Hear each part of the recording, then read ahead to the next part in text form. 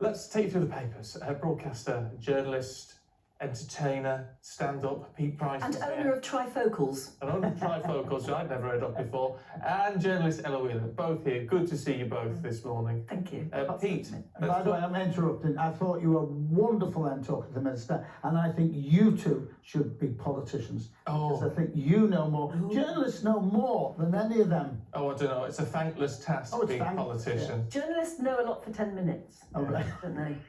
And then they move on. Our secret away. Yeah, that is the secret of your journey. To be fair, I always say I'm a jack of all trades, master of none. That's what I know a little bit about a lot of things, but I don't know about 50 years I've been doing that. And then goes in one ear and out the other, and there you go home. And diets, I know a fair bit about diets, Pete. I think it's sad they're talking now about heart disease tied up with diets. You know, these crash diets. Yeah, they've done a research, and it's an interesting story. But the whole diet business, which is worth billions upon billions, really, it's what you put in your mouth. You don't put in your mouth. You don't put weight on. I've fought my weight all my life, so I've really struggled. But they frighten me, these crash diets, because it must be doing you harm. Your body some harm, and everyone's going over to Turkey and getting these gastric bans as well, and coming back and losing 3 stone and can never eat again.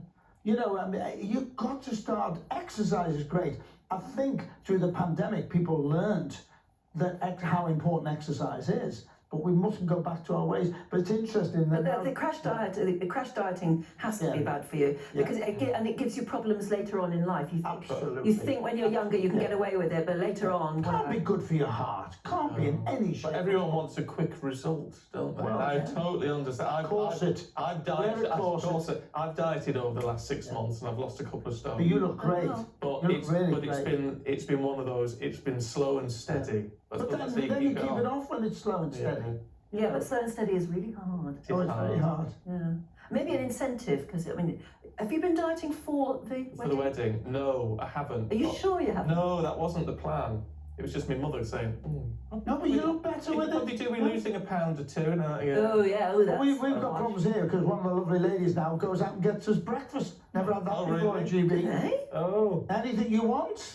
No. We don't get offered breakfast. No, we don't get no, did we? I'm nervous about commenting on this, because Pete's just watched me have about 6 biscuits before 7 o'clock in the morning, so I'm not qualified to talk. But the thing about crash dieting is, when you think about it, you think about teenagers only, drinking water all day, what we used to do at school, eating celery because someone told us it reversed calories and things like that. Yeah. But it's been rehabilitated into, I can't tell you how many times I've seen things like juice cleansers or stuff, and it's made to sound like this incredibly healthy thing, but actually what you're doing is starving yourself for a week, and it's sort of dressing up very bad health practices in a kind of healthy. You're putting your body under stress, really, and that's where this report says, you could be really damaging yourself. Well, it must be damaging to your heart, and when you've been very big and you've got all that excess skin, and then your body inside has been, wow, what's happening to me now? And the stress on your knees and your joints and your back. And you get diverticulitis,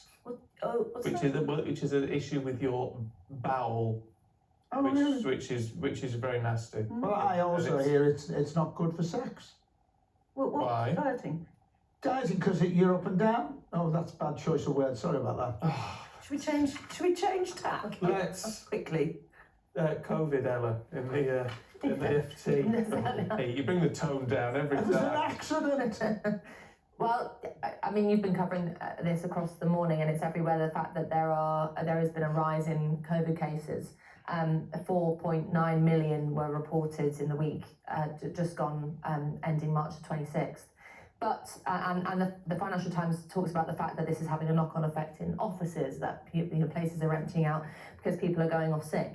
But the flip side to this is that always with these stories, it's headlined with this shocking stat, X number of million people are off with COVID. But we know that hospital cases are rising, but in very, very small numbers. The same with deaths, that we're in the sort of like low hundreds rather than anything like we've seen before in the thousands.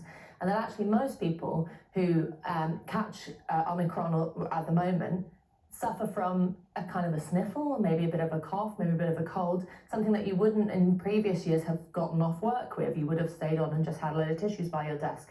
So the question is, do we have, do we moving forward have a culture in which we keep treating COVID like this very special thing that you have to take special measures for and come off work, or does it become part of normal life, particularly with the fact that they're upping now vaccinations for the elderly and putting in the kind of measures that will protect people for whom it might prove fatal or dangerous.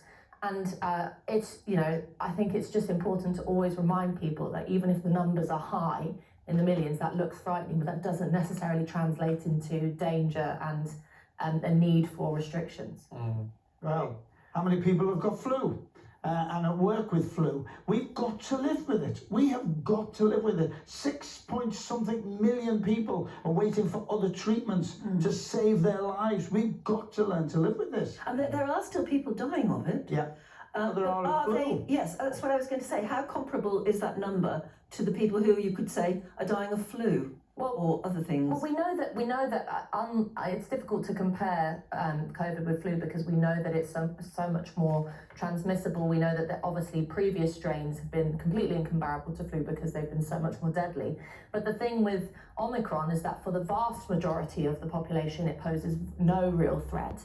And for those for whom, either immunocompromised or people who are elderly, there is the vaccination process, which has been successful so far. So maybe rather than treating the whole population with this sort of COVID panic situation, it has to be more targeted. Maybe it should be more targeted towards those who are going to be Which is what we do with the flu. Which is what we do with flu. Vaccines. It's difficult, isn't it, to know? I was just looking, people with influenza and pneumonia, which are often linked. In 2019, there were 26,398 deaths in the UK. Gosh. Wow. See, that's very It's big, isn't it? We can forget about that. It's going to be interesting to see what happens with the spike when everyone comes back from the Easter holidays. Yes. Because everyone's going away. I still haven't had it, You're very lucky. Yeah. I've had Me it either, twice. touch wood. We were talking about the 40th anniversary of the Falklands. Today is the 40th anniversary. And we were saying, how does COVID affect people in the Falkland Islands? The population is 2,840. It's small, isn't it? COVID cases, 123. Deaths, 0. Yeah. Done well. They've done well. Quite how that works out in terms of percentages and things. I don't know. But at least, no deaths, well, that's positive. no, that's very good. In the Express, Pete, Dame Edna, going back onto a double page spread on Dame Edna. I love one of life's characters. And he's going out on stage as himself, as Barry Humphries, to talk about his happy days. I've been a broadcaster for 40 years. The most bizarre interview I've ever done was with Barry Humphries. He came in looking amazing. No, as Barry, but he came in with a hat, big scarf, because he's very... And I said, now this is what we do. And he went, oh, no, this is what we do. And he went down and became Edna and took over the interview and completely controlled and finished when he wanted to finish. And he went, I really enjoyed that, and walked out and went, what? Wow. What? That was a lesson in my word. He came to the Empire brutal. I always remember his first, when he walked on stage, and he was on a crane, and he went straight up to the guards and went, you're in the cheap seats, so I came to say hello, and then went back down. Loved him. He's one of life's characters. Incredible. Absolutely. Have you two interviewed him? Oh, yes. No. Have you? Oh, as Dame Edna, many times. But he used to do the whole thing. He used to come into Breakfast Telly in those days. And he'd come on, first of all, as Dame Edna, because that took a lot of work. And then he'd come on later as his other character. The ambassador, Les Patterson, who was bizarre. And then a bit later on, he'd come on as himself when he'd taken everything on. He was, still is, the most amazing entertainer. This is when you see, I've seen him live, but when you see those interviews, and as you say, Pete, he just takes over. And you can't ask him a question. No, he says what he wants, what he intended to say from the start. Love it. But brilliant. And so he's going on tour. He's going on tour as himself, which I want. Couldn't recommend more, absolutely. Get yourself a ticket. Fabulous. You shame him. Still, even if he's being himself, you still need to take your gladiola. You still need to take your gladioli and throw them to stage. But if he's going on tour, maybe he'll come in and talk. Oh, maybe. That would be nice. Yeah. That would be nice. If you're watching, Barry, we want you. Yes, please. We're out of time. It's good to see you both this morning. Thank you very much, Nick. But you will be back a little bit later on, so don't go anywhere just yet. If Barry came on, we'd have to do Aussie views. We probably would, wouldn't we? Yeah. Fantastic. Let's just, this is a good one from Sue.